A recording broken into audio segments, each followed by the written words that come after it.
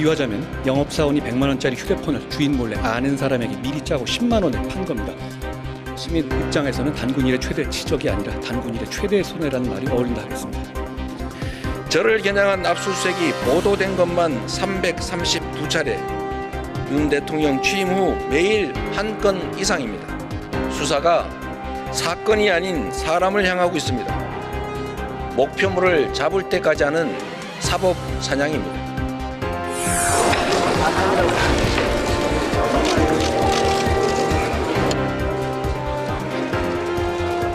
국회의원 이재명 체포 동의안은 부결되었음을 선포합니다.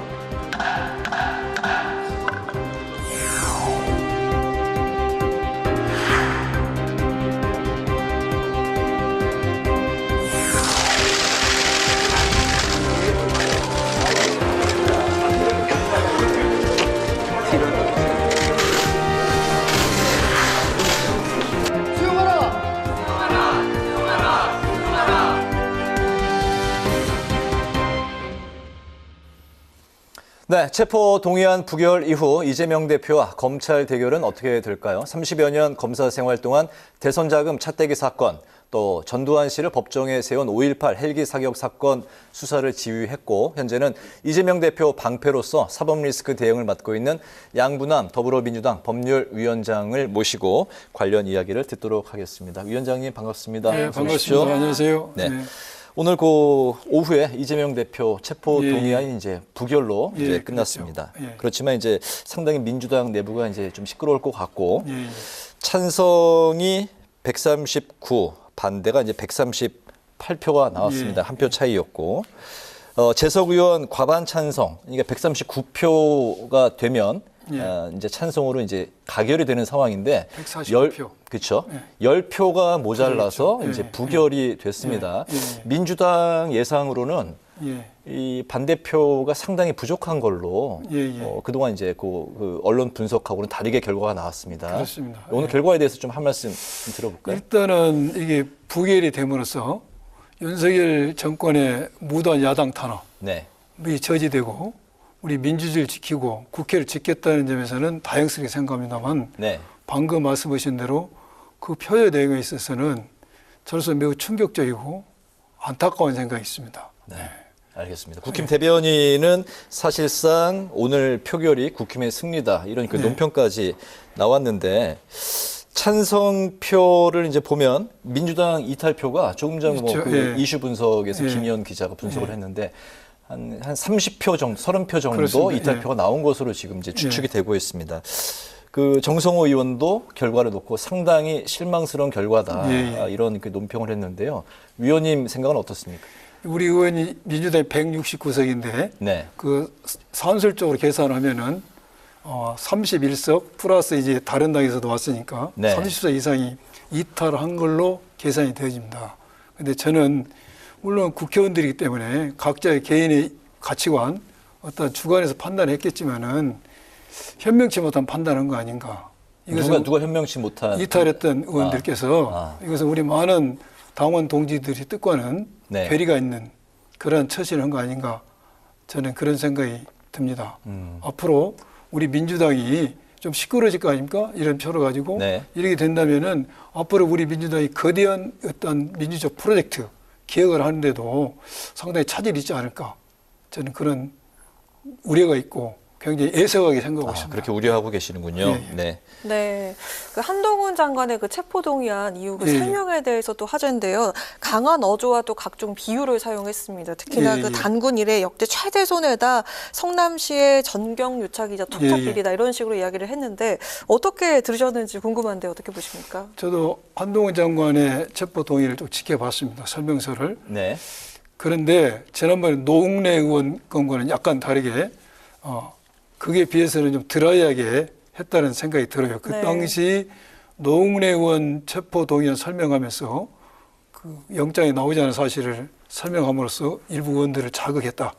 그래서 오히려 동의안이 부결되는데 기회했다는 그런 언론의 평도 있었지 않습니까? 그걸 감안한 것 같아요. 그래서 이번에는 비교적 드라이한 편이지 않나 생각이 듭니다. 그럼 결과에 영향을 미쳤을까요? 어떻게 보십니까? 영향에는 그렇게 감정적 영향을 미치지 않았을 것이다.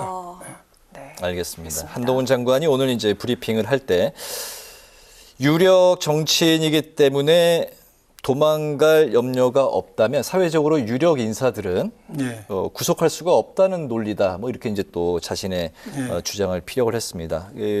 위원장님께서 이제 30년 검사 생활을 하시면서 이제 한동훈 장관, 윤석열 대통령과 같이 이제 뭐 일한 적도 어디에서 일을 하신 건가요? 윤석열 대통령은 제가 옛날에 그 차떼기 정당 네. 대검 중앙수사부 지금은 이제 없어졌지만은 그때 저희들이 같은 팀으로 저하고 같은 팀이 돼서 일을 했죠. 그래서 윤석열 대통령하고 저하고 많은 업무적 성과를 냈고 우리 한동훈 장관도 그때 우리 같은 팀에서 일했고 네. 그다음 제가 부산 고등검사장 할 때 제 밑에 차장검사를 했습니다. 네. 그래서 많은 인연이 있지요. 사법연수원 그 위원장님이 대통령의 1년 선배시라고요? 1년 선배죠. 예. 네, 네, 알겠습니다. 검사장까지 이제 지내셨는데 이번 그 검찰의 수사 과정을 좀 한마디로 평가를 하신다면요? 수사 과정과 네. 내용에 있어서 지금 우리 민주당에서 주장하는 것처럼 정적 죽이기다, 야당 탄압이다, 민주주의 파괴라는 소리를 들을 수밖에 없는 수사를 하고 있다고 저는 결론 짓고 싶어요. 네. 과정에 있어서 한 사람을 향해서 많은 기간 동안에 수없는 검찰 인력을 동원해서 300몇 번이나 압수수색을 했다. 이게 과연 수사인가? 아니면 한 인간을 도륙내기 위한 도륙인지. 또 하나는 수사의 주체가 네. 모든 언론에서 이야기하고 있는 윤석열 사단으로 분류되고 윤석열 대통령의 측근, 친위대로 여겨지는 검사들이 다 수사를 하고 있습니다. 그리고 3번 야당 대표를 소환했죠. 소환했는데 소환해서 무슨 의미가 있는 게 아니고 이게 이미 답을 정해놓은 기소를 전제로 한 소환이었다. 망신주기, 유죄 프레임을 짜게 한 것다. 그래서 과정에 문제가 있고 내용에 있어서는 대장동 사건 이미 2021년에 관련 공범들 다 기소했습니다. 수사가 거의 끝났죠. 네. 성남 FC도 한번 무혐의 된 사건이지 않습니까? 그런데 정권이 바뀌면서 다시 이 수사가 됐다. 또 내용을 떠들어 보면은 제가 구체적으로 설명을 길지만은 일부 범죄 사실은 법리적으로 문제가 있고 제가 되게 어렵고 일부 범죄 사실은 영장이 직접 증거로 적시됐지만은 그거 과연 법원에서 그걸 증거로 볼 수 있는지. 그래서 유죄 소명이 되지 않았다. 범죄 사실 자체가. 네. 그리고 또 이 어떤 측면에서 보면은 이게 지방자치단체장들의 적극 행정의 모양이에요. 적극 행정. 네. 그러면 적극 행정을 한 게 과연 우리 이 대표님만 자치단체 할 때 적극했겠는가. 다른 자치단체장들도 이러한 적극 행위를 했을 것이다. 그런데 왜 이재명이가 한 이 행정에 대해서만 자꾸 늘어지냐. 적극 행정이라는 게 좀 쉽게 풀어서 이야기하면 지자체장으로서 열심히 일한 거다 네. 이거죠. 그 말씀인 거죠. 왜 그러니까 이재명 대표가 한 그 행정만 가지고 네. 이렇게 수사를 하냐. 그래서 과정과 내용에 있어서 정적 죽이기, 야당 탄압, 민주주의 파괴라는 소리를 들을 수밖에 없는 수사를 한 게 저는 굉장히 안타까워요. 네, 네, 알겠습니다. 네, 그 문제의 428억 원에 대해서 얘기를 좀 해보겠습니다. 민주당 측에서는 뭐 나오는 게 없으니까 밝혀내지 못했으니까 구속영장에도 자세하게 못 적은 거 아니냐 이렇게 얘기하고 있고요. 검찰은 전제 사실로 적었다, 추가로 수사를 할 거다 이런 입장이 부딪히고 있는데 과연 이 검찰이 칼을 갈아서 이 문제의 428억 원에 대해서 다시 수사를 해올까요?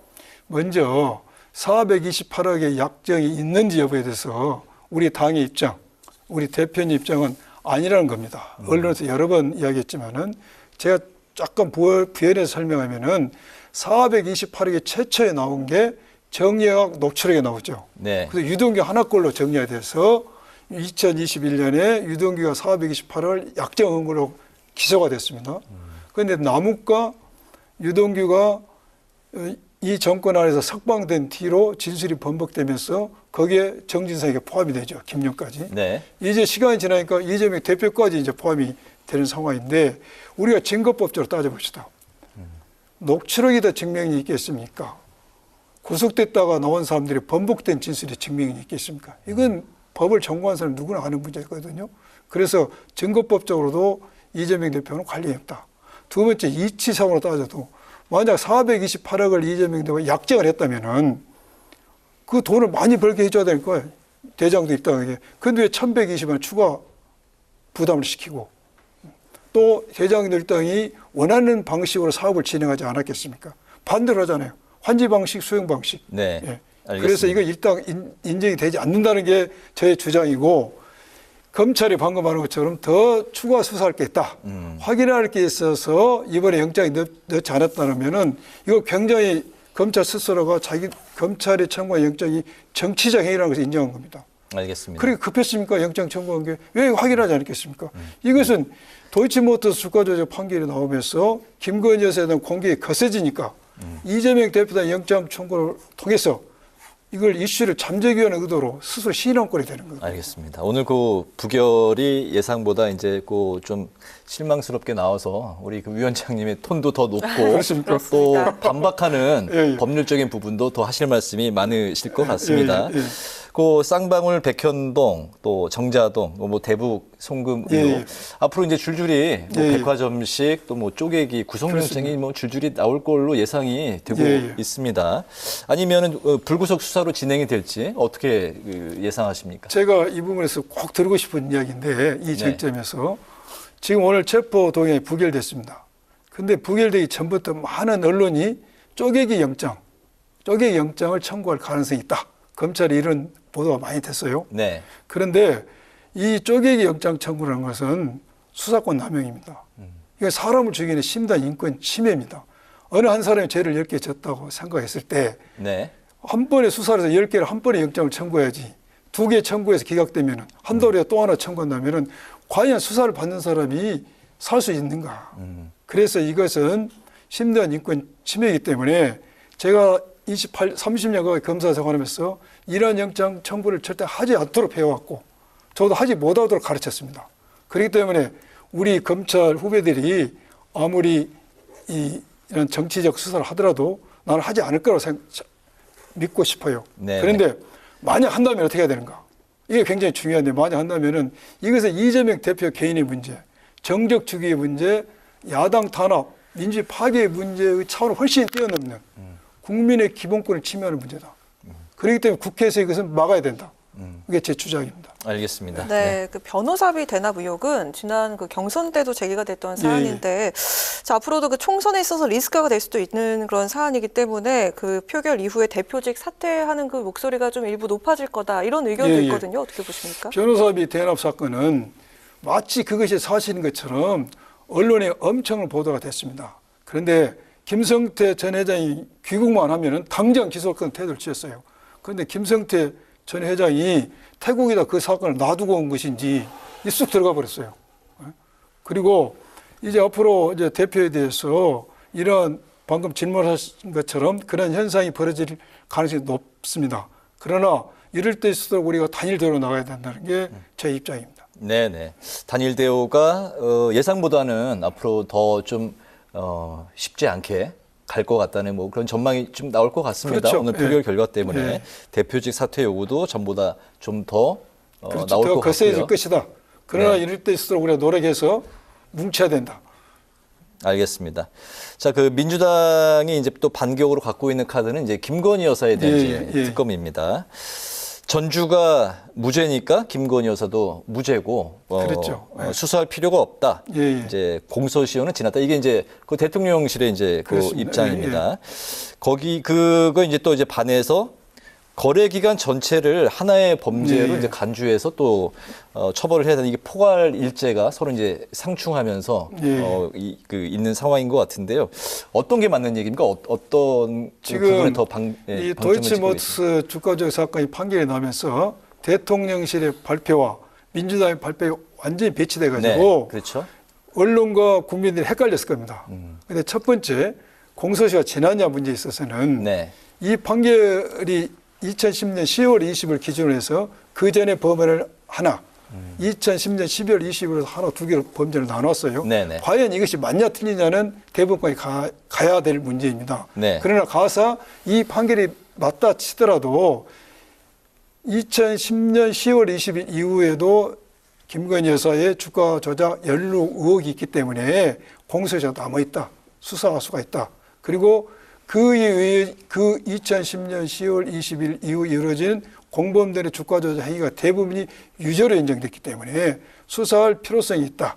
두 번째는 전주 모 씨가 무죄가 났는데 전주에서 무죄가 난 게 아니라 그 공범들과 주가 조작 공모한 증거가 없어서 무죄가 난 겁니다. 네. 그런데 김건희 여사는 녹취록 그리고 공판장에서 공판검사의 증인신문상을 통해서 많은 점에 있어서 단순히 계좌가 사용됐다는 차원을 뛰어넘어서 직접 관여한 것이 아니냐는 그런 의혹을 받고 있지 않습니까? 그래서 이것은 얼마든지 수사할 필요성이 있음을 강변한 판결문이다. 저희들은 그렇게 생각하고 있습니다. 알겠습니다. 근데 또 현실적으로 분위기를 또 살펴보면 검찰이 과연 대통령 부인을 수사할 수 있을 것인가 1차적인 게 있고요. 또 국회로 넘어오면 180석 이상이 그렇죠. 또 이제 찬성을 해야 예. 특검을 할 수 있는 거 아닙니까? 예. 민주당 전체가 이탈표 없이 나와도 169석이고 예. 민주당 성향 친민주당계 의석 또 뭐 예. 6석 또 이제 또 무소속 그렇죠. 예. 예. 하고 180석이 해야 되니까. 정의당 6석이 이제 필수적인 상황입니다. 전부 다 합친다고 해도 예. 이게 특검이 어떻게 가능하다고 보십니까? 어떻게 보세요? 지금 이 도이치모터 주가 사건은 2009년부터 2012년까지 이루어진 사건인데 9년이 지나서 수사가 됐습니다. 네. 지금도 검사들이 수사를 하지 않고 있습니다. 그래서 특검의 도입의 필요성은 제3말할 필요가 없다. 그럼 특검을 도입해야 되는가? 여기에 대해서는 현실론과 추진론이 대립할 수가 있어요. 현실론은 방금 말씀하신 것처럼 특검을 발의가 돼도 네. 법사위를 통과해야 되는데 법사위원장이 국민의힘이니까 이걸 통과하기 어렵다. 네. 이걸 통과하지 않으면은 신석 법안을 해봐야 되는데 패스트 180석이 네. 필요하다. 네. 이 180석이 끌어모을 수가 있는가? 또 그래서 계류된 기간이 300 며칠까지 갈 수가 있습니다. 이게. 네. 또 그걸 의결할 때도 180석이 필요한데 현실적으로 가능한가? 그렇게 돼도 대통령이 거부권 행사하면은 그 법이 실효성이 없지 않습니까? 네. 그래서 현실적으로 할 수가 없다. 그렇지만은 추진론은 그래도 해야 된다. 그렇게 함으로써 설사 거부권이 행사가 당한다 할지라도 이렇게 하는 것이 국민에게 이 정부의 무도함, 후화무치함을 보여줄 수 있는 것이다. 정의를 세우는 것이다. 그래서 우리 당은 추진론입니다, 지금. 실제로는 법안이 이제 특검까지 가기는 현실적으로 어렵더라도 국회가 정치권이 할 수 있는 모습을 국민한테 보여줘야 된다. 그 말씀하신 거죠? 알겠습니다. 네. 자, 총선까지 정말 장기전일 텐데요. 법률위원장으로서 이재명 대표에게 조언 평소에 많이 하시죠? 네. 향후 앞으로 그 검찰 수사나 재판에서의 대응 방향 어떻게 잡고 계실까요? 이건 제 개인 의견입니다. 지금 대표님 의견도 아니고 당의 의견도 아닌데 네. 저는 제 보관은 이렇습니다. 검사는 사람을 부를 권한이 있어요. 불러서 조사할 수 권한이 있습니다. 네네. 그럼 조사를 받는 사람에게 주어진 무기는 뭘까요? 자기의 불리한 말은 안 할 수 있습니다. 헌법과 형사사법에 보장돼 있죠. 네, 자기의 묵비권. 네. 묵비권.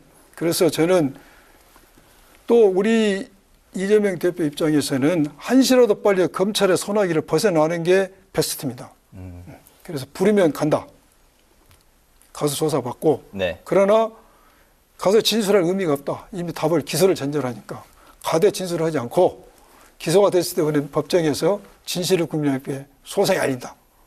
이게 제가 가지고 있는 보관입니다. 알겠습니다. 표결 결과 이후에 그 이재명 대표하고 좀 통화라도 하셨습니까? 통화를 못했습니다. 아직 못했습니까? 아직 못했습니다. 알겠습니다. 오늘 그 파워 인터뷰 이제 마칠 시간이 됐습니다. 예. 네. 오늘은 양부남 더불어민주당 법률위원장과 함께 이재명 체포동의안 처리에 대한 입장 그리고 향후 대응 방안에 관해서 말씀을 나눠봤습니다. 오늘 말씀 잘 들었습니다. 예. 고맙습니다. 고맙습니다. 감사합니다.